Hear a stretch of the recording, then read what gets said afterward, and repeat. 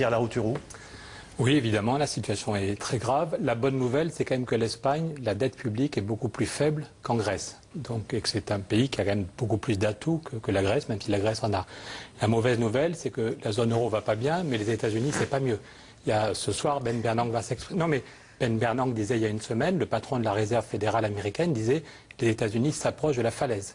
Aux États-Unis, actuellement, il faut 9 doses de déficit pour avoir une dose de croissance. Donc, on est dans une crise systémique. Ça fait 5 ans que tout le monde dit qu'on est dans une crise comparable à 1929. Depuis 5 ans, on met que des rustines. Et je pense que dans les mois qui viennent, on va avoir la vraie crise. La une de l'expansion d'aujourd'hui, c'est la crise commence. Depuis 5 ans, on a mis des rustines. Et je ne vous parle pas de la Chine. En Chine, la croissance est à 0,7%. Le meilleur indicateur sur le PIB chinois, c'est la consommation d'électricité. Le reste, c'est du pipeau. Il n'a augmenté que de 0,7% parce que la bulle immobilière, depuis 6 mois, se dégonfle en Chine. Quand vous voulez savoir comment va l'économie chinoise, vous regardez la consommation d'électricité. Oui, le reste est pipoté. Le reste, c'est des fonctionnaires qui font plaisir au gouvernement. Mais on voit que depuis, les ventes de logements ont baissé de 25% au premier trimestre. Donc, ce qui s'est passé en Espagne il y a 4 ans, ça commence en Chine. Simplement, la bulle immobilière en Chine est encore plus grosse et la précarité est déjà plus importante. Donc oui, il faut arrêter les blagues. Ça fait 5 ans que tout le monde dit qu'on est dans une crise historique et qu'il faut des changements radicaux et on n'a apporté que des rustines.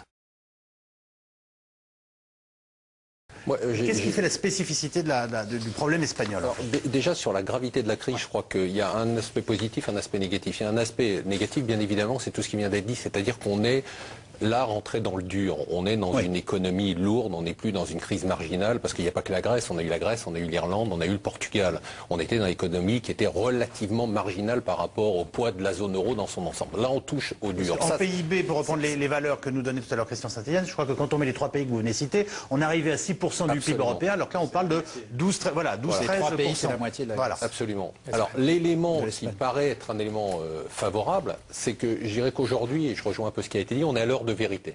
C'est-à-dire qu'on doit aujourd'hui, par rapport à l'Espagne, on pouvait mettre des rustines jusqu'à présent. Aujourd'hui, on est rentré dans une situation qui est tellement dramatique, mais au sens événementiel du terme, qu'aujourd'hui, on ne peut pas mettre une rustine sur le problème espagnol. C'est-à-dire qu'il va falloir faire un choix qui n'est pas simplement le débat de ce soir, c'est pas simplement est-ce qu'on va pouvoir sauver l'Espagne, c'est quelle Europe et quelle zone euro on veut pour demain. C'est-à-dire est-ce qu'on va pouvoir se sauver nous-mêmes, si je vous comprends bien? C'est-à-dire qu'il est très clair que à partir du moment où le plan avait quand même été donné par tous les fonds spéculatifs il y a 2-3 ans, on en parlait ici à plusieurs reprises, c'était la Grèce, puis l'Irlande, puis le Portugal, puis l'Espagne, puis l'Italie, puis la France. Donc ce plan, pour l'instant... Non, mais ce plan... Non, mais je ris parce que je devrais pas rire, c'est vrai. Donc, non, mais attendez, ça fait... Vous décrivez, nous l'avons, oui. On l'a dit à chaque fois, et à chaque fois on est surpris, parce qu'à chaque fois on dit, ah maintenant c'est l'Irlande, et puis on fait un débat sur l'Irlande, et puis maintenant on est à l'Espagne. C'était prévu, tout le monde avait dit, ça sera l'Espagne, et ensuite on nous explique que ça sera l'Italie. Donc aujourd'hui c'est l'heure de vérité, c'est-à-dire que si on veut empêcher que ces dominos continuent à tomber, il va falloir avoir une vraie réflexion, et l'Allemagne, aujourd'hui on en reparlera, mais le choix entre les mains des Européens, à tort ou à raison, et consiste à dire, soit on a plus d'Europe, soit il n'y a plus d'Europe. Premier point, pourquoi les bonnes décisions ne sont pas toujours prises depuis 5 ans? Le poids des lobbies financiers aux États-Unis ou en Europe est une évidence. Il y a 2 ans, c'est Henri Guénaud qui disait que le vrai conseiller du président Sarkozy, c'était Michel Pebro, le patron de BNP Paribas, qui venait régulièrement à l'Élysée pour dire que les banques... Pardon, non mais c'est la bonne nouvelle, ce que je dis, depuis un mois, il y a un changement. Mais c'est vrai que les lobbies financiers... Et quelle est la décision que nous avons plus important, quand vous dites, madame, que la décision décision de Michel Barnier, ce qui propose Barnier ne s'appliquera que dans 1 an, il y a des choses qui peuvent s'appliquer la semaine prochaine pour nous donner l'oxygène.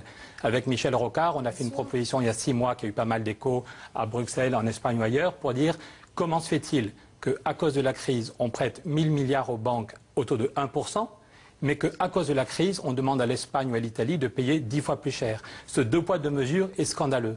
Donc on montre avec Michel Rocard, avec Roosevelt 2012, que sans changer les traités européens, sans changer les traités, donc la semaine prochaine, la Banque centrale, pour ce qui est de la vieille dette publique, attendez, ça change tout, ça nous évite de tomber en récession. On le laisse terminer. Vous le laissez terminer. On montre que sans changer les traités, parce que tout le monde dit la Banque centrale n'a pas le droit d'aider directement l'Espagne ou l'Italie. C'est vrai, mais la Banque centrale peut prêter à 1% à la Banque européenne d'investissement ou à la Caisse des dépôts, et la Banque européenne d'investissement peut prêter à 1,1 à l'Italie, à l'Espagne ou à la Grèce. Je rappelle que s'il n'y avait pas des frais financiers... Eh bien, ça veut dire que l'Espagne et l'Italie ont un petit excédent budgétaire au lieu de tomber. Ça change tout. Et donc pas de réforme structurelle. Mais c'est juste garder le malade en vie, pardon. En Espagne, il y a toutes les semaines des gens qui se flinguent. En Italie, il y a toutes les semaines. Voilà, pardon. Vous êtes d'accord pour dire que juste Pierre Larouturou, je prends une image. Vous êtes d'accord pour dire qu'il faut garder le malade en vie, très bien, mais qu'en même temps, il faut baisser le taux de cholestérol. Oui, on est d'accord. Attendez, si on fait 15 propositions, c'est pour dire qu'il y a des choses à changer. Mais juste, comme vous ne me donnez pas une heure, j'explique comment on peut éviter une récession. Ce qu'on nous a dit quand même hier, c'est que l'Allemagne et la France étaient en train de tomber en récession et que l'Italie et l'Espagne s'écroulent. Et une des raisons pour lesquelles l'Italie et l'Espagne s'écroulent, ce sont les frais financiers payés aux banques. Sinon, l'Italie et l'Espagne ont un excédent budgétaire. Donc pourquoi est-ce qu'on prête l'argent aux banques à 1% et pourquoi est-ce qu'on demande 7 ou 10 à l'Italie? On peut le faire la semaine prochaine.